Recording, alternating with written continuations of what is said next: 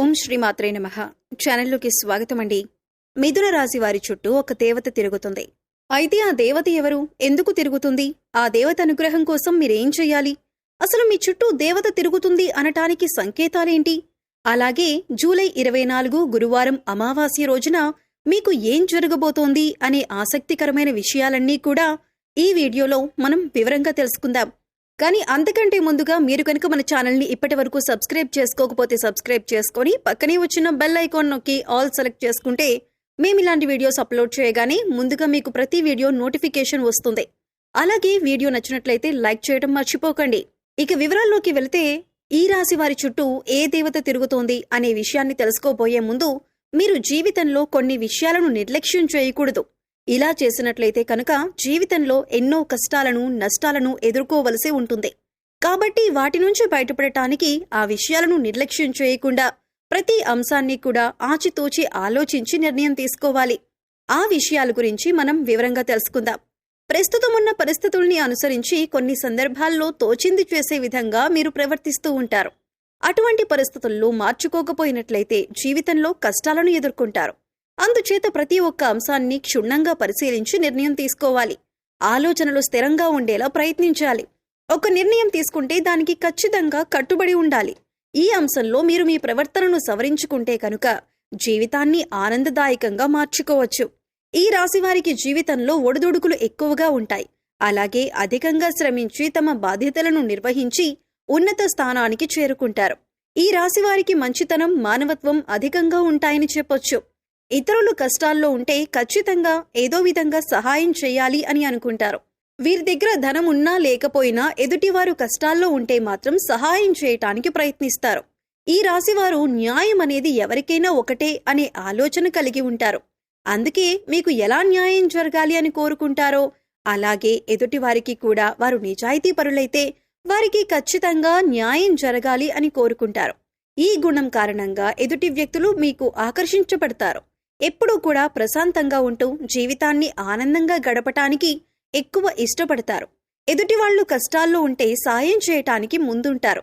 కొద్దిగా సాయం చేయటానికి మీకు కష్టమైన పరిస్థితులు ఎదురైనా కూడా ఇష్టంగా సాయం చేయటానికి ముందుంటారు. ఈ రాశివారు ఎదుటివారిని చాలా తేలిగ్గా నమ్మేస్తారు. కానీ వారు మిమ్మల్ని మోసం చేశారని తెలిస్తే లేదా వారికి మోసపూరితమైన ఆలోచనలు ఉన్నాయని తెలిస్తే మాత్రం వారిని దూరం పెడతారు. అది బంధువులు కావచ్చు, మిత్రులు కావచ్చు, ఎవరైనా సరే వారిని దూరం పెట్టడానికి వెనుకాడరు. ఒకవేళ నమ్మిన వారి చేతిలో మోసపోయాము అని తెలిసినా కూడా మీరు ఎక్కువగా రియాక్ట్ అవ్వరు. కానీ వారిని మాత్రం శాశ్వతంగా దూరం పెడతారు.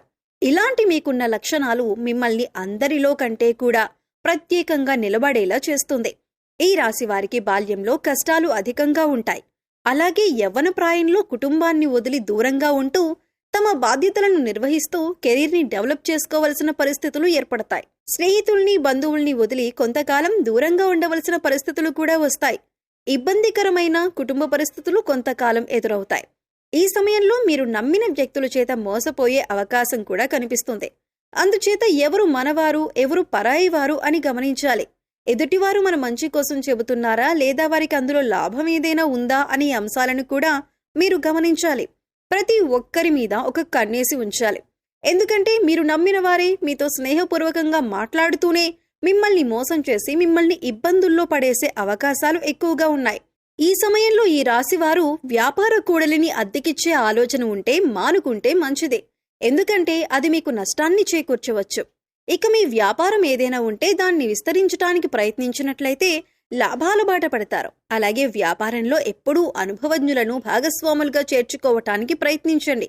మీకు ఏదైనా సహాయం కావాలంటే అది చిన్నదైనా పెద్దదైనా కుటుంబ సభ్యుల యొక్క సలహాలు అలాగే వారి సహకారం తీసుకోవటానికి ప్రయత్నించండి.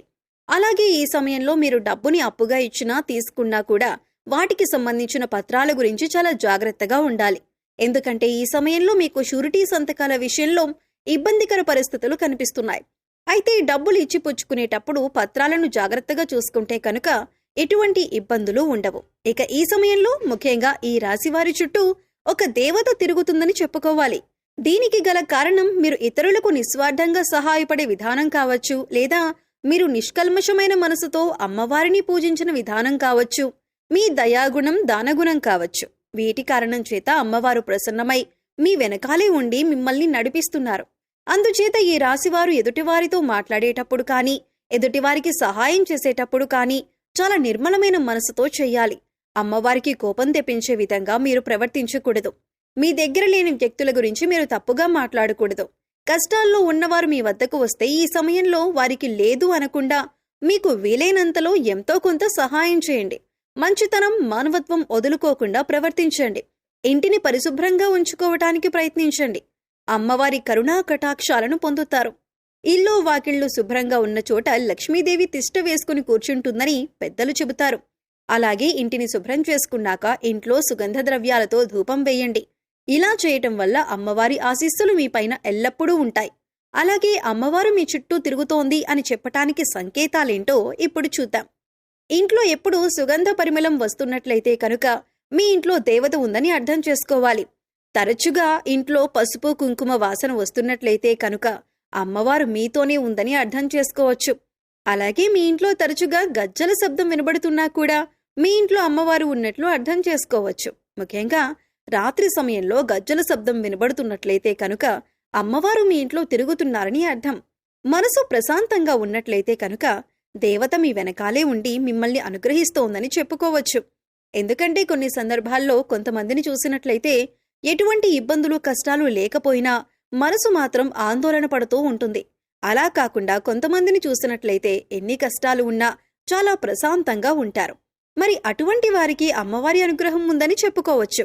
ఇక ఎప్పుడూ ఎదుటివారి మంచి కోరుకుంటూ దాన ధర్మాలు చేస్తూ నిస్వార్థంగా ప్రవర్తించినట్లయితే కనుక అమ్మవారు మిమ్మల్ని తొందరగా అనుగ్రహిస్తారు. ఇక జూలై 24 అమావాస్య గురువారం నాడు. అయితే ఈ రోజున మీరు శక్తి కొలది అమ్మవారికి పాయసం కానీ పులిహోర కానీ చేసి నివేదన చేయండి. అలాగే ఈ రోజున మీరు చేయకూడని తప్పు ఒకటుంది. ఈ తప్పు చేసినట్లయితే అమ్మవారి ఆగ్రహానికి గురవుతారని గుర్తుంచుకోండి. ఈ రోజున మద్య మాంసాలకు దూరంగా ఉండండి. ఎవరిని దూషించకండి. ఇలా చేయటం వల్ల మీరు చిక్కుల్లో పడే అవకాశం ఉంటుంది. మీ చుట్టూ అమ్మవారు తిరుగుతుంది అన్న విషయాన్ని గుర్తుంచుకోండి. ప్రతిరోజు దీపారాధన చేయండి. మీ ఇష్టదైవ నామస్మరణ చేస్తూ ఉండండి. రోజుకు ఒకసారైనా కనకధార స్తోత్రం చదువుకోవటానికి ప్రయత్నించండి. చదవటానికి వీలు కాకపోతే కనీసం వినటానికి ప్రయత్నించండి. ఇలా చేయటం వల్ల అమ్మవారి కరుణా కటాక్షాలతో అద్భుతమైన ఫలితాలను పొందుతారు. సో చూశారు కదండి, మిథున రాశి వారి చుట్టూ ఏ దేవత తిరుగుతుంది? ఈ రాశివారు జూలై 24 అమావాస్య గురువారంతో వచ్చిన రోజున ఎటువంటి ఫలితాలను పొందుతారు? అలాగే మీ చుట్టూ ఉన్న దేవతను ఏ విధంగా గుర్తించాలి?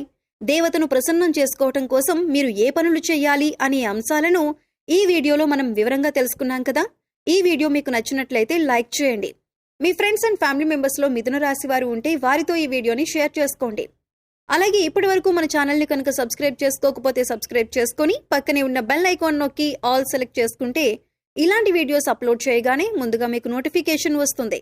మరో చక్కటి వీడియోతో మళ్ళీ కలుద్దామండి. ఓం శ్రీమాత్రే నమః.